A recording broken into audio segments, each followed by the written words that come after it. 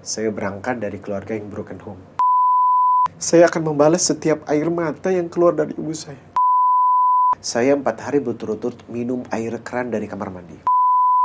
Gimana ceritanya nih MC kok bisa jadi ustadz? Belajar di mana?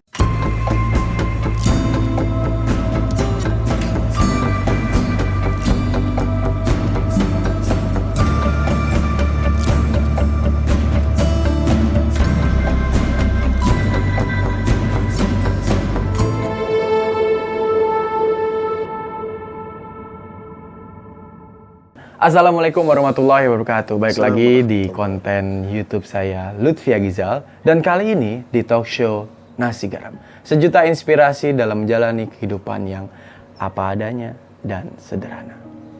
Dan kali ini saya bersama sosok yang sangat-sangat inspiratif. Siapakah itu? Ustadz Riza Muhammad. Assalamualaikum warahmatullahi wabarakatuh. Masya Allah. Sehat ya? Alhamdulillah sehat. Alhamdulillah. Cuman saya heran. Gimana Ustadz? Di depan saya ada tudung.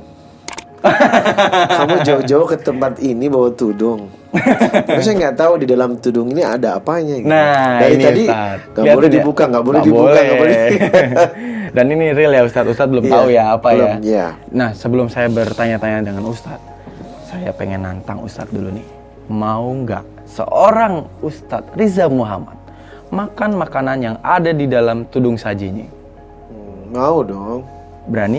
Iya, kalau ini pemberian Lutfi jauh-jauh, aku makan. Masya Allah, dan insya Allah halal kok Ustadz. Nah, yang penting halal. Insya Allah halal, dan dipastikan 100% halal. Masalahnya kan ya ayuhan nas kulu mimma fil ardi halalan thayyibah. Makan, minum mesti yang halal dulu. Halal, Karena di halal, halal. insyaallah. Halal insya Allah. Berani Ustadz? Berani dong. Siap? Siap. Ya dulu. Pemirsa siap? belum langsung dibuka. Dulu ya. Siap? Ya dulu. Doa dulu ya, doa dulu ya. Iya. Bismillahirrahmanirrahim. Ya, boleh. Bismillah ya. Bismillah. Siap guys. Tadi dulu. Ya. Oke, 1. Siap? Oke. 2. Siap. 3. Tara!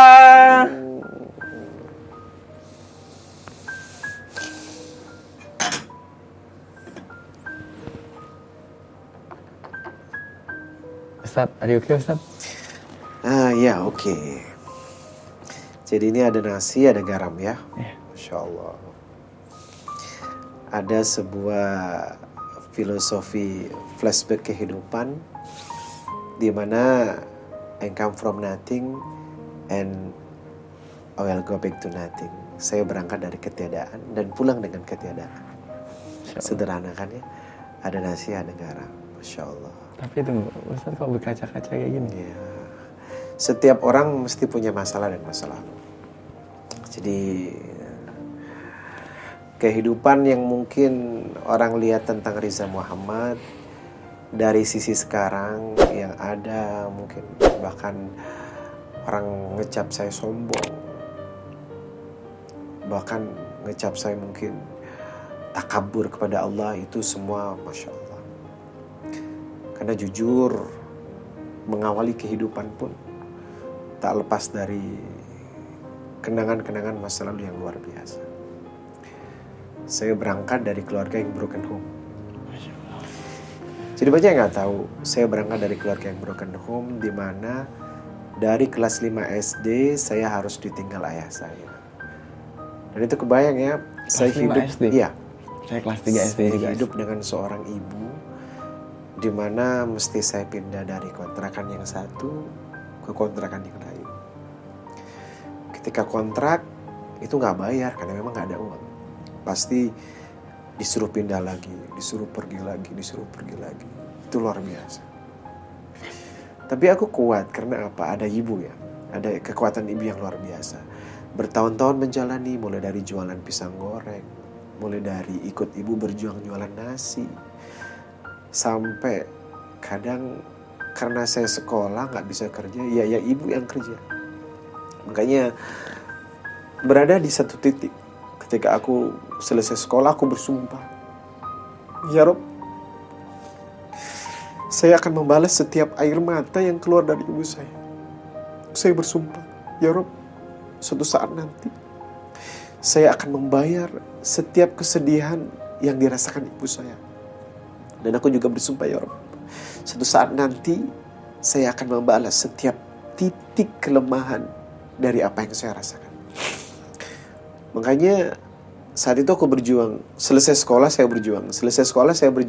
Saya nggak mau kuliah karena emang nggak ada uang kuliah. Apa yang terjadi? Saya jualan sandal. Saya jualan sandal jepit.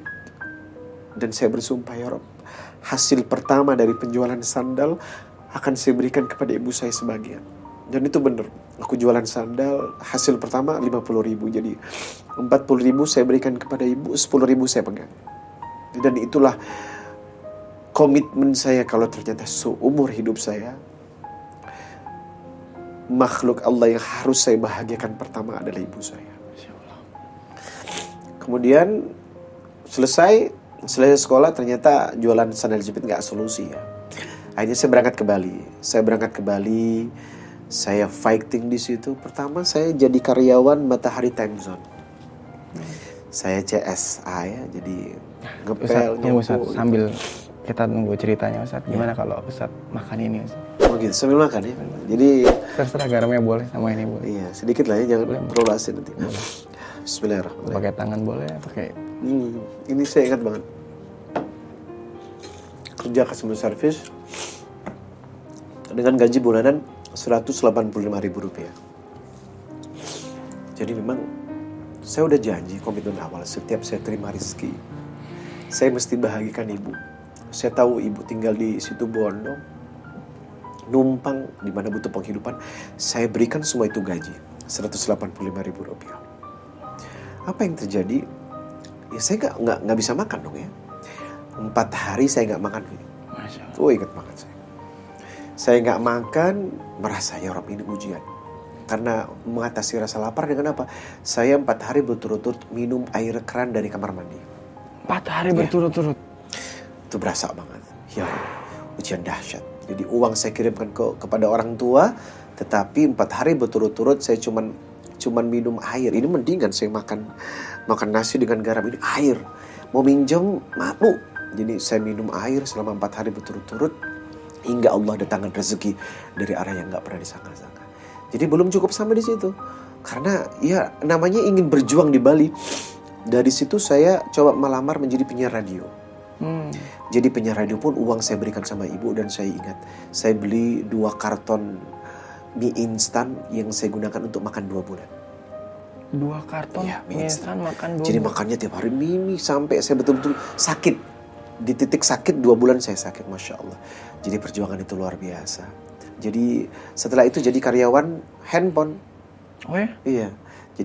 Jadi karyawan di center seluler. Saya masukin kartu perdana, orang beli pulsa saya terima. Sampai berjuang hingga pada satu titik aku belum bisa berdiri juga. Saya ngekos, belum ngekos, tinggal di toko di mana saya bekerja karena saya nggak punya uang. Ibu saya telepon, "Nak, aku mau ke Bali. Aku mau ikut kamu." Itu saya nangis banget. Kenapa? Saat nggak punya uang tapi ibu mau ikut saya. Masya Allah, saya nggak mungkin bilang nggak punya uang. Ibu datang ya. Ibu, nanti kita akan ngekos bareng, kita akan hidup bareng. Pokoknya ibu datang ya. Jadi ibu datang banget. Jadi datangnya bawa barang-barang yang dia punya gitu. 1 truk gitu, Masya Allah. Dia bangga banget, padahal barang-barang udah lusuh banget, kasur lusuh. Dia datang, barang-barangnya kita ngekos di belakang di 3x3, saya ingat banget, 3x3. Jadi kita tidur bersama. Dari situlah awal saya mengawali kehidupan. Tapi saya yakin ridho Rabbi fi ridhol walidain wa sukhtur Rabbi fi sukhtil walidain. Jadi ridhonya Allah tergantung pada ridhonya orang tua. Selama engkau memegang kunci ibu dalam hidupmu, selama kau bawa ibu dalam hidupmu, maka sukses itu akan selalu bersamamu. Itu yang saya pegang. Jadi saya pegang ibu, saya hidup bersama beliau. Kita jualan kerupuk ya. Jadi saya ngempaknya pakai lilin gitu, kita masukkan ke warung-warung. Sampai akhirnya saya menjadi penyiar radio, menjadi TV presenter, mulai kehidupan berubah. Kemudian walaupun jadi penyiar radio, saya ingat banget ada satu audisi di mana ibu punya utang 2 juta. Saya lagi ikut audisi di mana kalau saya menang dapat uang 2 juta. Jadi lawakan aja. Wajah saya dibikin perempuan separuh, laki-laki separuh untuk dialog. Akhirnya menang 2 juta. Itu saya berikan, Bu, bayar hutang. Nah, untuk bayar hutang selama hidup, itulah yang saya pegang. Nah, hingga titik akhirnya adalah saya dari ngekos kontrak. Saya ngekos kontrak, alhamdulillah saya bisa beli barang sesuatu, status kontrak. Nah, dari kontrak itulah kemudian saya jadi TV presenter dan mulai terbuka siapa diri saya sebenarnya. Mulai berdakwah tapi kecil-kecilan. Sampai saya Itu berdakwahnya gimana itu? di Bali. TV? Jadi di Bali. Jadi kita pagi saya jadi penyiar radio atau presenter TV. Kalau ada waktu senggang diundang untuk tausiah. Nah, itu kan satu hal yang beda nih, entertain TV presenter jadi seorang pendakwah. Ada nggak sih cacian orang bilang nggak percaya? Iya, jadi memang awalnya tidak ada cita-cita menjadi seorang ustadz. Jujur, saya memang basicnya pesantren, tapi nggak ada cita-cita menjadi seorang ustadz. Tetapi ingat Quran surah Ali Imran 26, Qulillahumma malikal mulki tu'til mulka man tasha wa tanzi'ul mulka mimman tasha wa tu'izzu man tasha wa tudillu man tasha biyadikal khair innaka ala kulli syai'in qadir. Allah yang punya kerajaan, Allah yang berhak mengangkat orang yang dikehendaki, Allah yang berhak menurunkan orang yang dikehendaki, Allah memuliakan orang yang dikehendaki, Allah menghinakan orang yang dikehendaki, innaka ala kulli syai'in qadir. Jadi saya juga nggak tahu gimana ceritanya, cita-cita pengen jadi MC, tahu-tahu jadi ustaz. Masya Allah. Di Jakarta pengen jadi MC, tapi justru saya di casting dan di audisi untuk jadi penceramah. Ya saya ceramah aja. Awal-awalnya gimana ceritanya nih MC kok bisa jadi ustadz? Belajar di mana? Nah, gitu. Awal-awal ceramah sindiran dan cacian makian itu ada. Tapi be strong, harus kuat kan? Kita ngetop bukan karena kita loh ya. Kita dipilih untuk menjadi orang yang dikenal di seluruh Indonesia. Kita nggak pernah minta gitu loh. Kemauan Allah yang membuat kita begini. Apa hikmahnya? Sehingga Allah mengangkat saya untuk menjadi seorang mubalik atau penceramah, malah justru bukan menjadi seorang entertain gitu. Justru dari situ. Tapi uniknya Vi, setelah saya menjadi penceramah, kan viral ya. Justru tawaran main sinetron, FTV, bintang iklan, semua berdatangan gitu. Malah datang. Iya, saya datang. Bikin album. Padahal dulu itu yang dicari-cari ya? Iya, bikin solo karir, semua datang, semua ngasih lah. Tapi kan subhanallah. Jadi saya merenungi satu kalimat Allah dalam Quran surah Al-Baqarah 216, wa asa an takrahu syai'a wa khairul lakum wa asa an tuhibbu syai'a wa sarrul lakum wallahu ya'lamu wa antum la ta'lamun. Bisa jadi kamu menyukai sesuatu tapi belum tentu baik bagimu menurut Allah. Bisa jadi kamu membenci sesuatu, tidak ingin, tapi itu justru baik menurut Allah. Wallahu ya'lamu wa antum la ta'lamun. Allah yang tahu kehidupannya. Sehingga hal ini terjadi sedemikian.